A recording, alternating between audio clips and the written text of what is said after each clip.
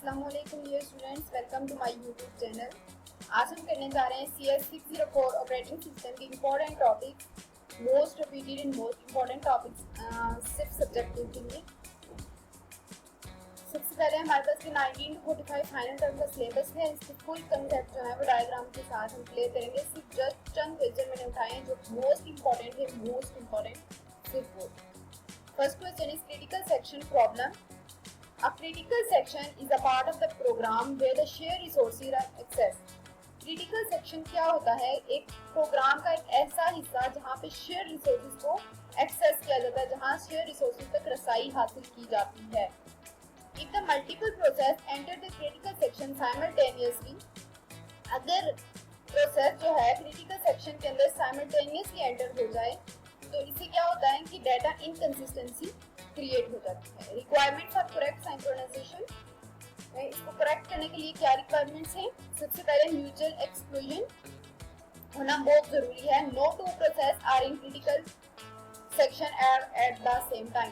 दो process critical section के अंदर एक एट अ टाइम जो है वो रन नहीं हो सकते।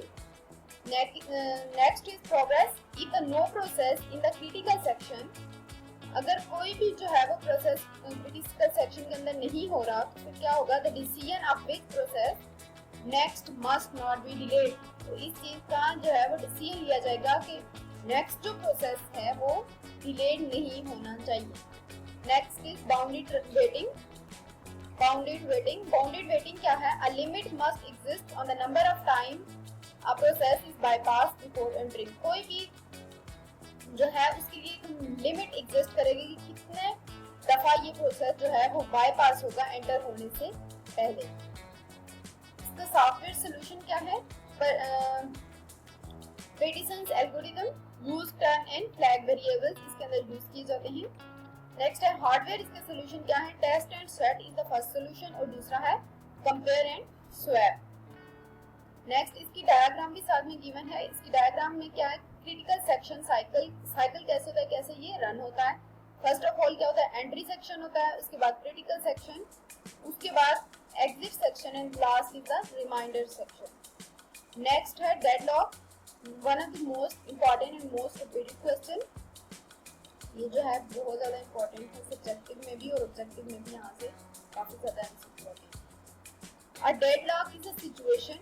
Deadlock क्या है? एक सिचुएशन है where a group of process are blocked, जहाँ पे प्रोसेस के ग्रुप को ब्लॉक कर दिया जाता है जो है वो कि किस लिए? each waiting for resources held by other, जो क्या करते हैं? वेट करते हैं कि जो दूसरे रिसोर्सेज हैं, जो दूसरे रिसोर्सेज हैं वो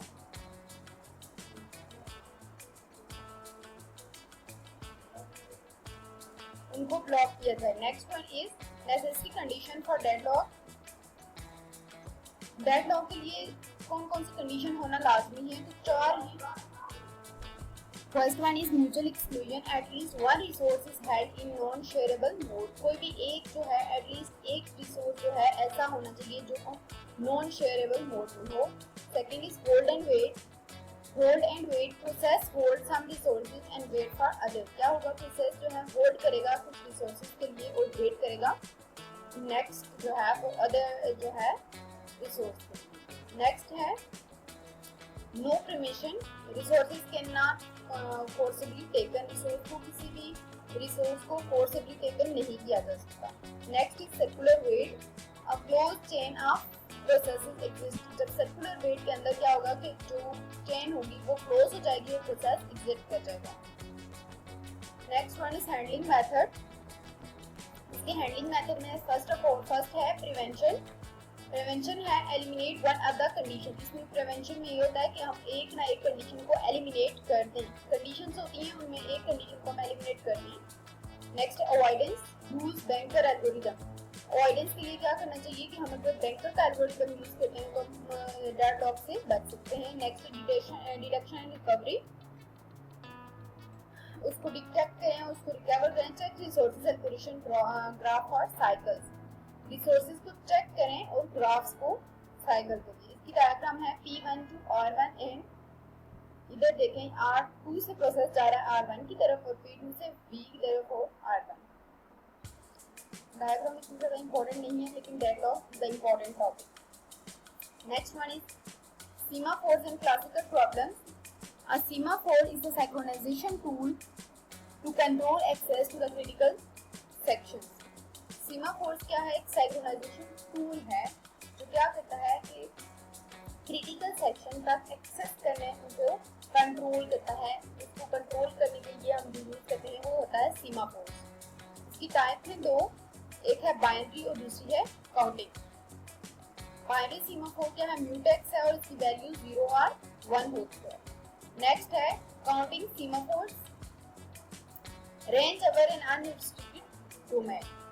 नेक्स्ट है इसके अंदर कौन कौन से ऑपरेशंस होते हैं? तो इसके अंदर दो ऑपरेशंस हैं, वेट और सिग्नल। वेट में क्या होता है? Decrements S, if S is less than 0 process क्या करेगा? वेट करेगा। और अगर सिग्नल में इसी तरह इंक्रीमेंट होगा, एक इंक्रीज होगा, और अगर लेस देन और इक्वल टू 0 है तो वेटिंग प्रोसेस जो है वो रिज्यूम हो जाएगा। Next the classical problem solve with the semaphores. इसके अंदर जो प्रॉब्लम्स है वो सॉल्व होंगी कैसे? पहला क्या है? Producers and consumer, synchronized buffer usage, reader writer. Reader writer क्या है? मल्टीपल रीडर और जो है वो एक ही राइटर होगा। Dining philosophers avoid deadlock while eating, जो है डेडलॉक अवॉइड करेगा ईटिंग के दौरान। Next one, memory management, responsible for keeping track of the memory usage and managing allocation or delocation।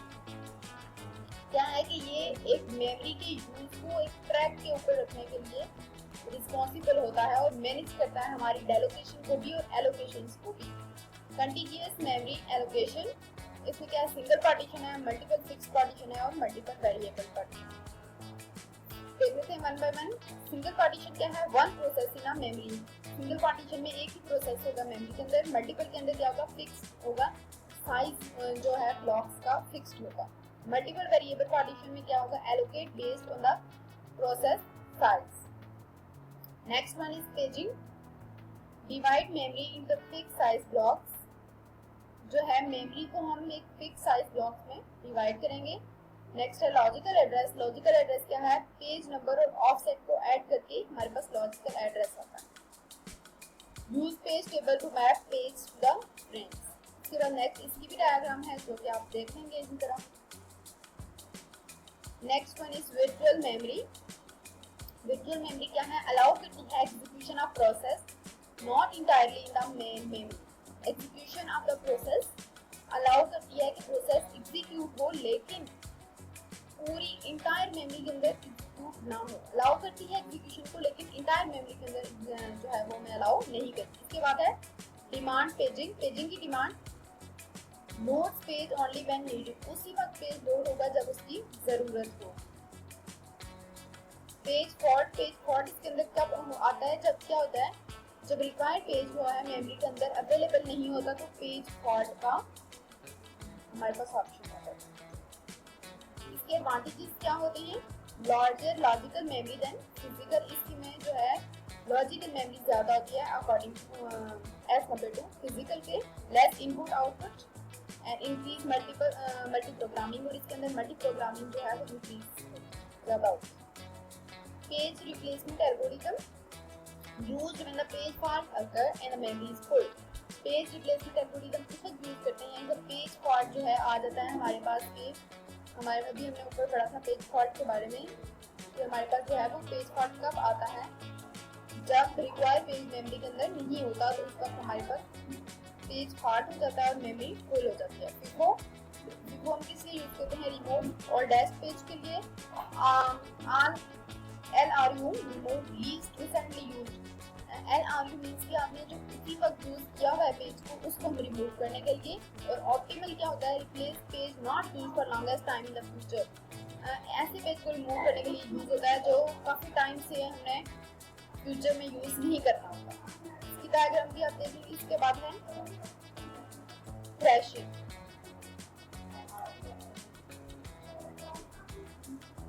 Thrashing क्या है? Excessive paging and low CPU utilisation. जब हमारे पास page तो बहुत ज्यादा है लेकिन सीपीयू की यूटिलाइजेशन कम हो तो उसका क्या होता है? थ्रैशिंग अकर होता है।